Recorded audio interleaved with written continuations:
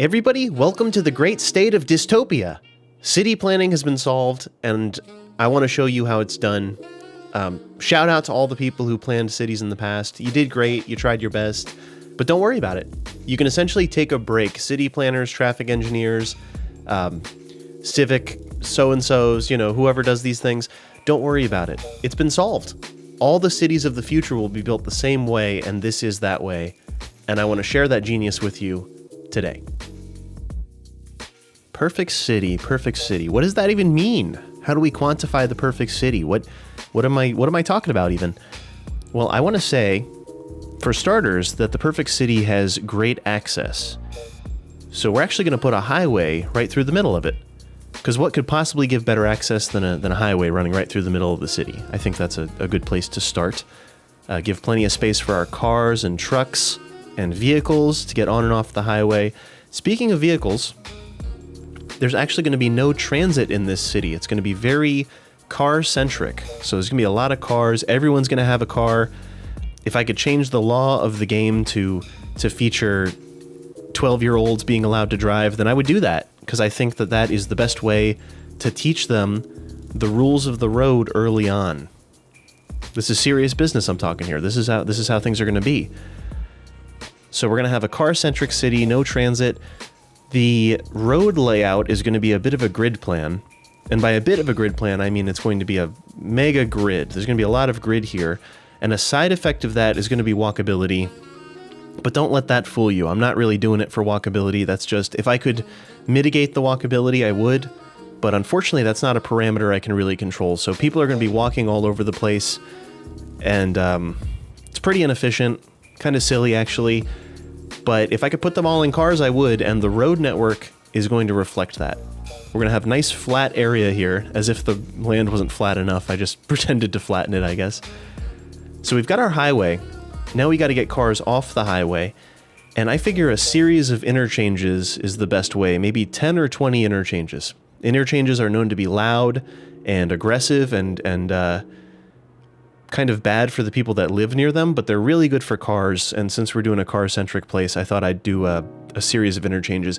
Unfortunately, I could not fit 10 or 20 interchanges in this amount of space, so this city will be featuring 2. This is the first of the 2, and they're both going to be the same. It's a single-point urban interchange.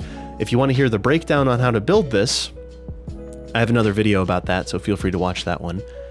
But this is just kind of a quick and dirty single-point urban interchange. No explanation will be given. Like I said, if you want it explained, I have a whole nother video about that. But let's watch for a minute and just enjoy the interchange, and I'll pop back in once we have more to talk about.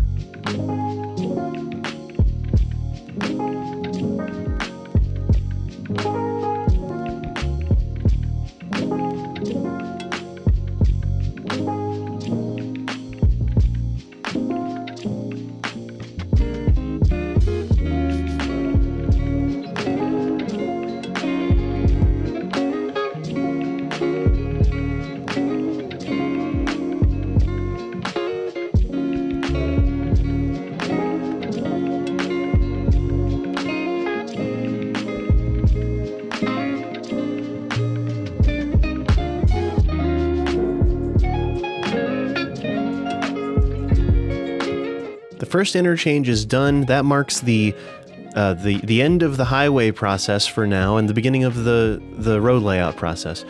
As I said before, it's going to be a nice grid layout. Nice big grid. Lots of roads to make sure there's plenty of coverage for the people with cars, which is everyone. And also the trucks. Going to be a lot of trucks coming through at all hours, day and night. It's going to be pretty cool. Right now I'm measuring out the grid. I went with a 36 by 36 unit square per block, if that makes sense. So 36 units in between intersections on the arterial roads and the collectors is what I'm talking about. And then this is me trying to figure out the first layer of roads.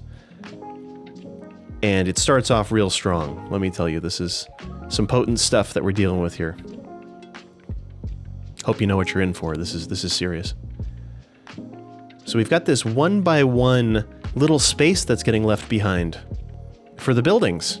That's where the people are going to live and work and shop and do everything. That little 1x1.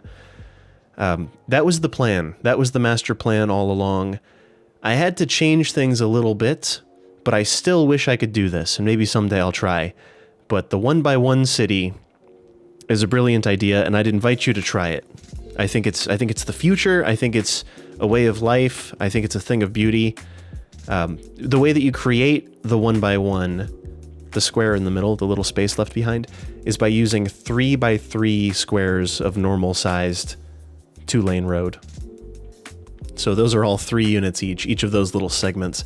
There are a ton of nodes being created right now, and at some point during this I realized that might pose a problem, but the idea is sound.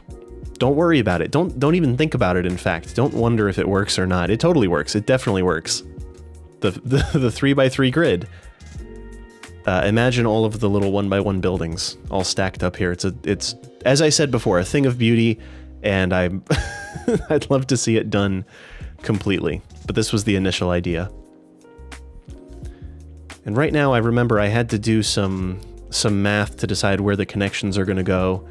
This ends up getting changed a few times over as I discovered the numbers working out and not working out, but I wanted everything to be perfectly even everywhere. Just so you can't get lost. If everything is the same everywhere, you'll never get lost, because how could you? Because you're just doing the same thing over and over. So everything looks the same. Every time you turn a corner, you see the same thing, just to avoid confusion.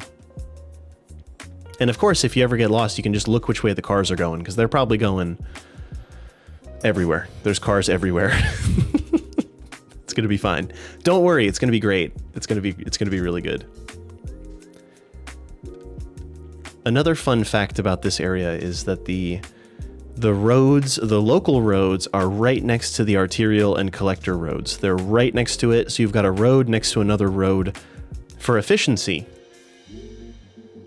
Not really going to elaborate on that statement. We're just going to let that hang there for a minute. It's for efficiency, primarily. Now, at this moment, I'm realizing that my math is a bit flawed. You're going to see me do a few changes to this 1x1 grid to try to make it work. And once again, I would invite you out there in YouTube land to try to make this work in your city. If you have a computer that's a little better than mine and can handle a few more nodes, I went into this not realizing how many nodes the 1x1 grid would create. Didn't really consider it. I don't think I've ever hit the node limit before. So it didn't really cross my mind. But you're about to see the brilliance of the 1x1 really come together. It's a thing of beauty.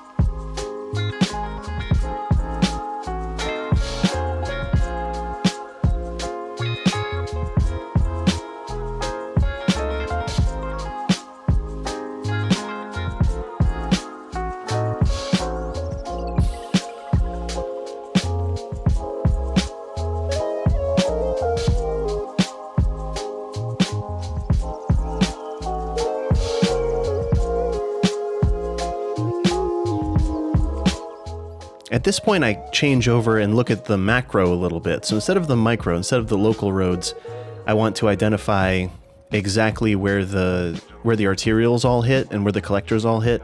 And these are those 36 unit roads I was talking about. So I actually I built a second interchange and then rebuilt the second interchange to make sure that it was exactly 36 plus 36 plus 36 units away, just so I could maintain that perfect grid and not have to adapt it to the interchange.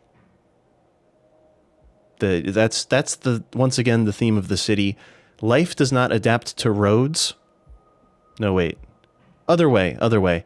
Roads do not adapt to life, so life must adapt to the roads. You must succumb to the roads. You have to drive on the roads and walk on the roads and live on the roads and, roads as far as the eye can see. It's a beautiful thing. I think you'll learn to agree. At this point, if you don't agree entirely, I think you'll be won over by the end, and realize that you'd love to live here.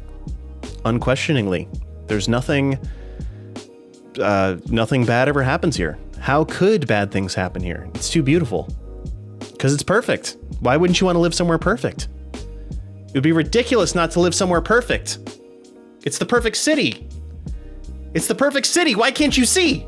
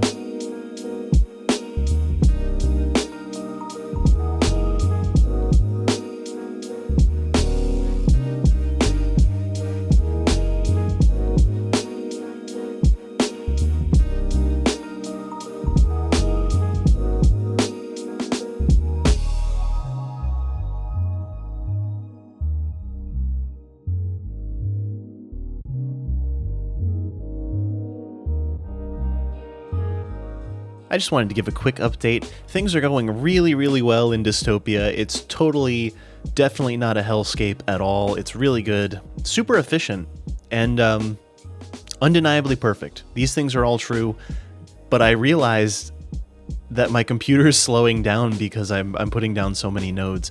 So instead of these 1x1 buildings, these perfect 1x1 buildings that we were going to have, they're actually going to be 4x4 in the interest of keeping node count lower, because it's actually getting really, really bad. And I'm not even close to being done.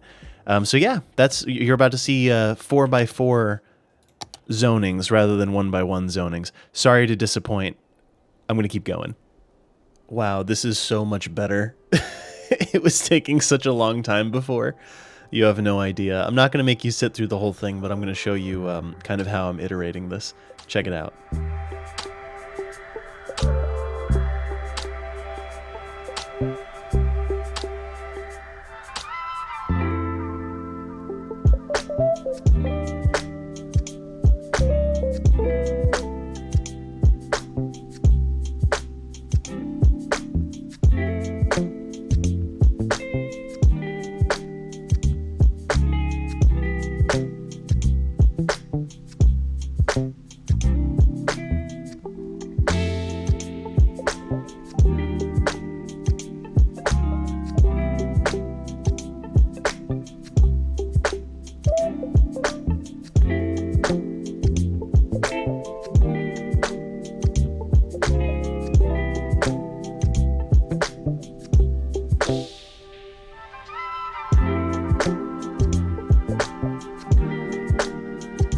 I dare say the road network is complete. I think. There's probably spots that I missed because there's still so many connections. Even though I'm doing like a fourth as much as I intended to do, it's still so many connections, honestly. But I'd like to zone in some spots and see what it looks like with some residential. I think we're probably going to use the eco-friendly buildings from the Green Cities pack. Let me zone a couple spots in and we'll see what it looks like. Perfection has never looked so good. You can tell it's a good city because there is a line of cars probably a mile-ish long to get into the city. I think that's amazing. They cannot wait. They just can't wait to get in. I didn't set up any lights on the interchange or anything like that, and I'm not really going to do lights at the intersections. So we're just going to let this play out and kind of see what happens. I've got, just to show you the zoning scheme here, I've got all of our high-density residential coming in down here. We've got a bit of commercial here. I'm just going to zone high-density commercial as it stabilizes, because if you overdo it, they just won't survive. And then I'm going to have industrial over here as close to the highway as possible, and we'll kind of try to ring the residential around the outside of everything is the big idea. But I want to see if this can all fill up, if everyone can get into the city, and see how it works. I'll keep you posted.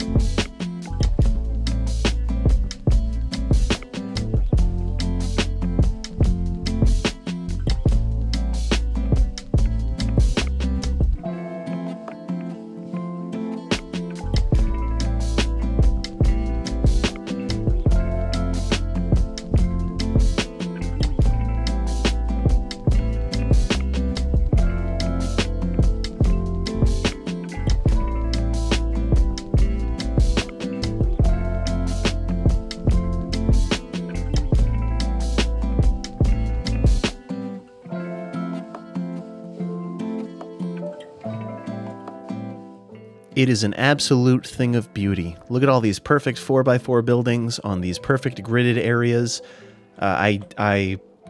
Unfortunately, there are these little areas of grass that are left over from where the narrow road hits. Just to keep the squares even, there had to be a narrow strip left over. But that's mainly going to be for animal excrement anyway, so I figured that's fine. You know, everybody gets their own lawn in the perfect world, and I figure each of these is kind of like a lawn. And there's not really any shared green space.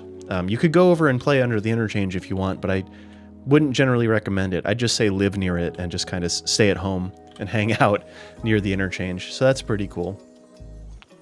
If you haven't guessed by now, this is all satire. This is the worst. It's there's something elegant about it in a sense, but this is probably the worst thing I've ever built. No one should want to live here. No one should want this many cars in their city. I do support walkability. I do support transit. This is not the kind of place to raise a family or work or live comfortably, at least not for a human. So keep that in mind. This was a joke. If you made it this far into the video and you haven't got that, I'm sorry, but yeah, all a joke. The middle, we've got offices over here. We've got shopping in the middle, commercial in the dead center, and then offices just outside that, shielding the highway in a sense, but also not really. And then we've got this service bank with colleges in the middle, just to keep things moving. As far as actual problems, the city has a bunch. There's not enough people to buy stuff. There's no one to buy the goods that these buildings produce. It's completely unbalanced. But it was a lot of fun to make, and it actually took much longer than expected. So thanks for making it this far into the video. It was fun to make. It took about a day to do, 2 days to edit, and I'm happy with it in that I'm not happy with it. So thank you for enjoying Dystopia with me. Let me know if you have any comments or questions or whatnot. I stream on Twitch twice a week. There's a Discord where we all share pictures of cities together and memes and whatnot. Of course, I also have Twitter and Instagram too. Everyone, thank you so much for watching. Thanks for hanging out. I've been Yumble. I'll see you in the next stream or the next video.